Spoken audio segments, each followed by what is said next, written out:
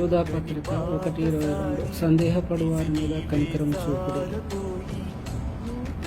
కొందరిలో కనికరం ఉంటుంది, ఇది ఇతరుల ప్రవర్తనలో మార్పును కలిగిస్తుంది. కనికరం తేడాను చూపిస్తుంది. క్రైస్తవులంగా మనం ఒకప్పుడు దేవుణ్ణి పోగొట్టుకున్నామని, దేవునికి అపరిచితులమని గుర్తుంచుకోవాలి. కానీ ఏదో ఒక విధంగా దేవుని దయ మరియు కృప మన వరకు చేరుకుంది మరియు మన సందేహాన్ని అధిగమించి ఇప్పుడు మనల్ని విశ్వాసంలోనికి నడిపించేదిగా ఉంది.